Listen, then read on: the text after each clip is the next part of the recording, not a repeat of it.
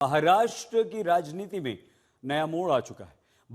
बारामती में उद्योगपति गौतम अडानी की मौजूदगी में एक मंच पर पूरा पवार परिवार दिखाई दिया और यहीं से पुणे की राजनीति की तस्वीर बदल गई। अडानी के बारामती दौरे के बाद शरद पवार और अजित पवार के बीच हुई बातचीत ने राष्ट्रवादी कांग्रेस पार्टी के दोनों गुटों को एक बार फिर से साथ ला दिया है। अब पुणे महानगर पालिका चुनाव दोनों एनसीपी गुट मिलकर लड़ने की तैयारी में हैं, लेकिन इस निर्णय से महाविकास आघाड़ी में बड़ी दरार साफ दिखने लगी है। पुणे से देखिए हमारे संवाददाता ओंकार वाबले की ये विशेष रिपोर्ट।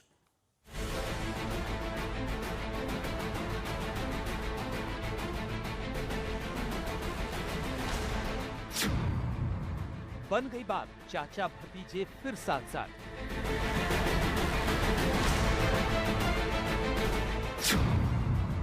पुणे पिंपरी चिंचवड में दोनों एनसीपी ने मिलाया हाथ।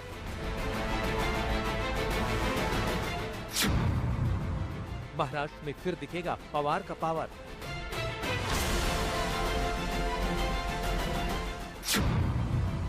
दोनों एनसीपी साथ, एमपीए में दरार, उद्धव का प्रहार।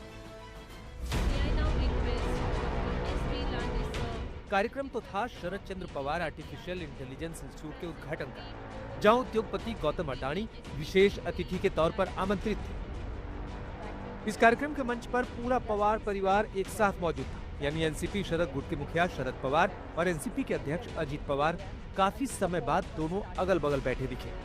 लेकिन इस कार्यक्रम के आयोजन के साथ ही यहाँ कुछ ऐसा सियासी घटनाक्रम होना था जो महाराष्ट्र की सियासत को नया मोड़ देता। गौतम अडानी की मौजूदगी में कार्यक्रम के दौरान शरद पवार और अजित पवार के बीच काफी देर तक मंथन भी हुआ, जिसके बाद पुणे महानगर पालिका चुनाव में दोनों एनसीपी गुटों के एक साथ आने पर अंतिम सहमति बनी। पिंपरी चिंचवड की तर्ज पर अब पुणे में भी एनसीपी के दोनों गुट संयुक्त लड़ाई लड़ते नजर आएंगे।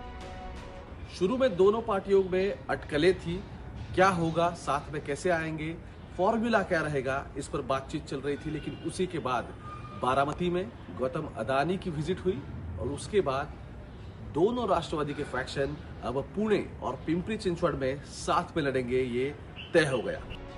हालांकि इससे पहले अजित पवार से बातचीत फेल होने के बाद शरद पवार गुट ने महाविकास आघाड़ी में शिवसेना, यूबीटी और कांग्रेस के साथ बैठकों का दौर शुरू किया था।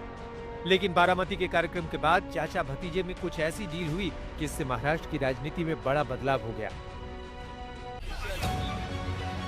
इससे पहले शनिवार और रविवार को पुणे में हुई एनडीए बैठकों से शरद पवार गुट के नेता अचानक नदारद हो गए थे, जिसके बाद रविवार को बारामती में अडानी की मौजूदगी में पूरा पवार परिवार एक मंच पर दिखा और इसके कुछ ही घंटों बाद पुणे की राजनीति में बड़ा ऐलान सामने आया।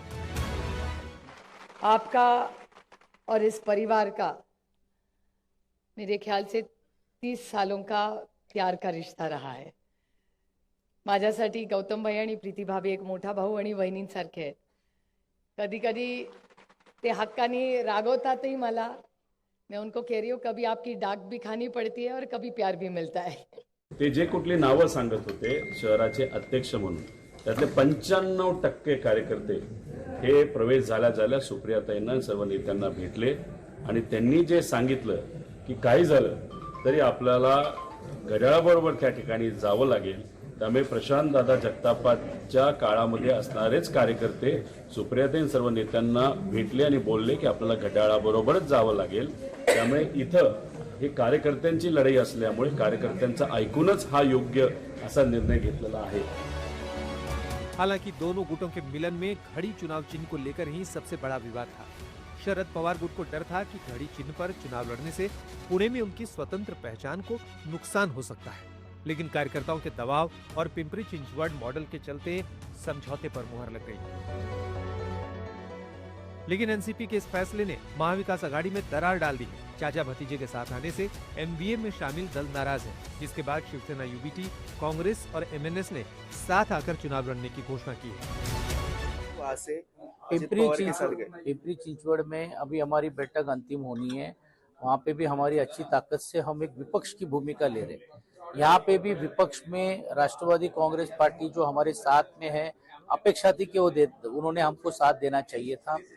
दुर्दैव से वो नहीं रहे, लेकिन ये स्पष्ट है कि अजित दादा गट और वो साथ में आने के कारण इसका डायरेक्टली इनडायरेक्टली पुणे में जो सत्ता में जो बैठे हुए जो भ्रष्ट लोग हैं उनको ही मदद करने की भूमिका है। इसलिए सवाल हमारा नहीं है, उन्होंने पुणेकरों का विश्वासार्थी जो गंवाया वो उनको उत्तर देना पड़ेगा।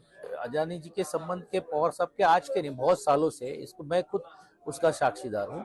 पर एक जरूर है कि महाराष्ट्र की जनता तो ये सब देख रही है ना कि कल तक के अपन एक दूसरे के प्रति विरोध कर रहे थे, और आज अगर हम लोग एक साथ आकर बात सामाजिक क्षेत्र के ऊपर तो ठीक है, लेकिन राजकीय अगर एक साथ आ रहे तो उनको लोगों को जवाब देना पड़ेगा। इस पूरे घटनाक्रम पर बीजेपी भी हमलावर है, क्योंकि महायुति में कथित दरार का आरोप लगाते हुए विपक्ष तंज कस रहा है।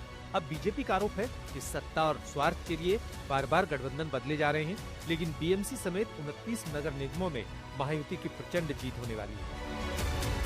आप करोगे तो रासलीला और हम करेंगे तो कैरेक्टर ढीला, ये नहीं चलेगा। देखिए, पुणे की जनता पूरे भारत में अपनी होशियारी के लिए जानी जाती है। पुणे की जनता भारतीय जनता पार्टी के साथ है और रहेगी। 2 राष्ट्रवादी कांग्रेस पार्टियां महाराष्ट्र में अगर विकास के लिए साथ आ सकती है तो भारतीय जनता पार्टी के साथ आने वाले दूसरी पार्टियों पर और हमारे साथियों पर जिस तरीके से ये लोग बोल रहे थे, जनता को इनको इसका जवाब जरूर देना पड़ेगा। पर मैं ये कह दूं कि अपनी साख बचाने के लिए कोई कितनी भी छलांगे मार ले, भैया आपको राष्ट्रीय विचारधारा के साथ आना तो पड़ेगा, लोगों के साथ जाना तो पड़ेगा और देश के लिए सोचना पड़ेगा। पुणेकर देश के लिए जरूर सोचेंगे और वो पूरी ताकत के साथ भारतीय जनता पार्टी के साथ है। कितने भी लोग कहीं से भी आ जाए, कोई फर्क नहीं पड़ता। सवाल है कि क्या पुणे और पिंपरी चिंचवड के अलावा बाकी नगर निगमों में भी दोनों पवार एक साथ चुनाव लड़ेंगे, या फिर चाचा भतीजे दोनों पुणे को प्रयोगशाला बनाकर रिजल्ट देखकर आगे फैसला करेंगे। ओंकार वाबले, पुणे, आज तक।